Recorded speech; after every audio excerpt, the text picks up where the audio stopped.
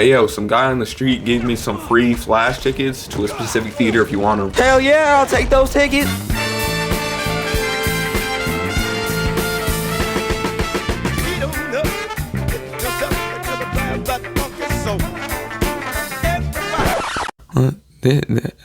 This ain't no movie theater. What do you mean, where's the movie?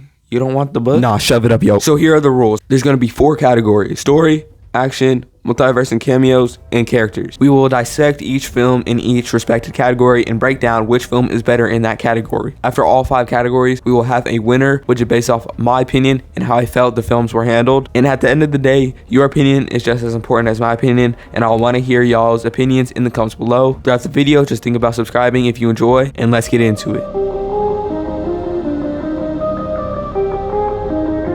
These 2 films' story are similar in the sense that they launched the multiverse plotline accidentally. In No Way Home, following his identity reveal, he and his friends can't get into MIT because the world is against Spider-Man, so he reaches out to Doctor Strange for help to make everyone forget his identity. They cast a spell, and because of Peter's tempering of the spell, it brings people from different timelines that know Spider-Man's identity, including his villain. This sparks the multiversal story where they need to get them back to their respective timeline, but Peter has the desire to cure them, which leads to more issues. The Flash, on the other hand, begins with a scene where Flash is helping Batman stop some criminals, which is a great scene, by the way, apart from the CGI babe. Following this, he calls his dad, in which speaking with him brings a lot of pain back, and he goes to his old house, and staying outside of that brings a lot of old memories. Barry just wants to run from his pain, running so fast that he breaks the time barrier, then entering an orb where he can relive past memories. He speaks with Bruce, which, once again, I don't mean to be a glazer right now, but this scene is really good too. Barry, while speaking to Iris, realizes that he can bring back his mother without tampering with time, so he goes back in time, moves the tomato can into his mom's cart, and then when attempting to return to his established timeline, Dark Flash punches him out of his orb, and then everything goes down from there. So which film has the better story? Well, for me, there is a glaring problem with one of these stories, and that story is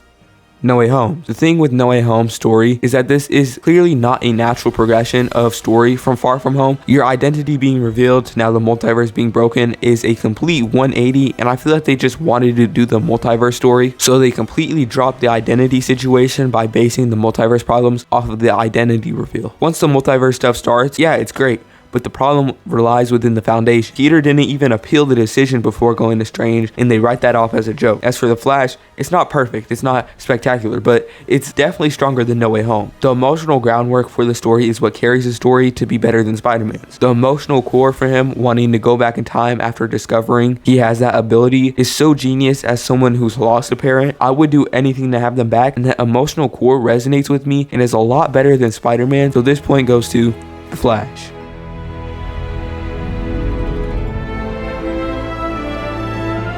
Both of these films have some really good action scenes. Starting off with the Flash's time, the action is really good. I love this opening scene, even with the uncanny valley moments. Seeing Batfleck one last time is great, and this is some great Batman action. Michael Keaton's Batman is also amazing in his action scenes, and some of his shots are the best Batman shots in Batman history. Using his cape the way he does is so true to comics that it's kind of crazy. Supergirl's action is also good, but I've always not been the biggest fan of the Man of Steel styled action personally, although I did enjoy it here. The final battle isn't anything crazy. A lot of the action is basic, but it's solid with some standout moments. But as I was talking, you might have heard the problem. The best action in this film comes from everyone but the Flash, which is mainly because they are adapting the Flashpoint storyline where Barry loses his powers, which makes him inactive for a lot of the film. But the Flash can have such cool action scenes with his powers, and we get a taste of that in the final battle. But he gets such little shine in terms of action in this film, which is somewhat disappointing since this film is where we would have the most amount of time to see cool scenes from him, but the action is still really good, I can't lie. No Way Home is just leagues above, and that is partially because of how special that final battle is, because we are seeing all 3 Spider-Man in one fight against all these iconic villains. But it also has truly great fights like the apartment battle, which was amazing watching it in the theater. The apartment fight are the type of action scenes that I expect from a Spider-Man movie, and it feels like it's pulled out of a comic book. I love that scene, man. Also, the Electro Sandman fight and the final Green Goblin fight, which had so much tension, and action is a lot more effective when their story puts emotion behind it, which this film does well. Spider-Man gets the W here. So many good action scenes in this movie. The Flash action isn't bad by any means. It's really good, but it's not great overall. Definitely some great moments though.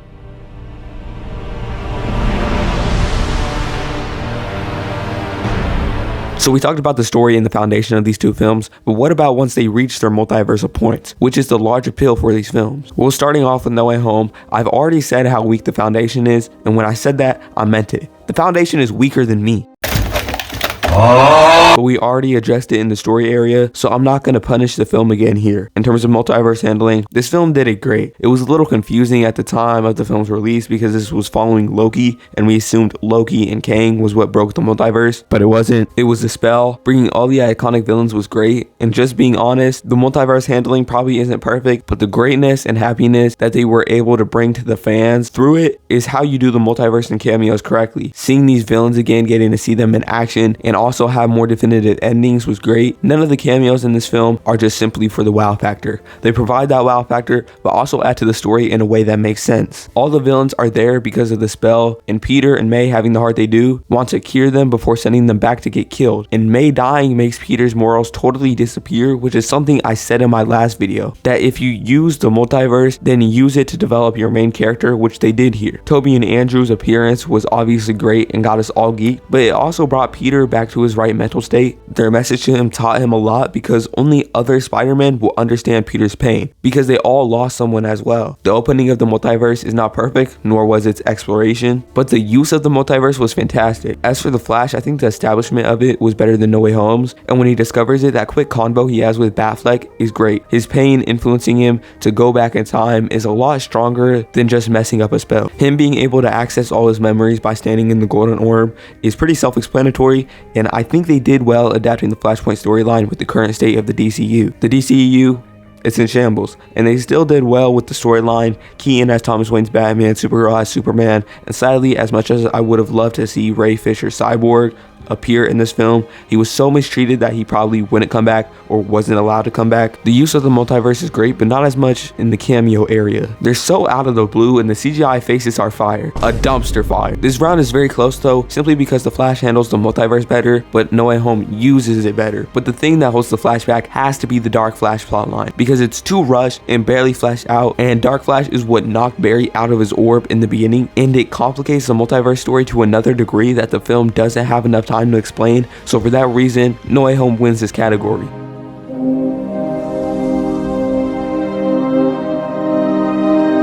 For this category, we are going to split it up into subsections: villains, side characters, and main heroes. Let's get into it. Starting off with the villains, I don't think it's comparable. The Flash has Zod returning, which adds a powerhouse to the final battle, and having him return from Man of Steel was really cool, and I enjoyed seeing him again. And then of course the Dark Flash, who was simply too rushed for the film, which leaves him with barely being a villain and not posing a threat at all. And on the other side, you'd think I'm at Denny's because we got the grand slam of villains. All these iconic returning villains: Electro, the Lizard, Doc Ock, Sandman, and of course Willem Dafoe's Green Goblin, where he steals the show as such a fantastic villain, killing Aunt May, his psychoticness. It's not close at all. No Way Home has better villains. As for the side characters, it's definitely closer, as in the Flash we got Michael Keaton's Batman, Supergirl, Batfleck, and Wonder Woman, which are great characters to see. I have no nostalgic connection to Keaton's Batman, but it's still great to see him as I've seen the movies before, and he is really good in this film. Seeing Batfleck back was great too, and I wish we had more time with him, but let's just be real. No Way Home has Andrew Spider-Man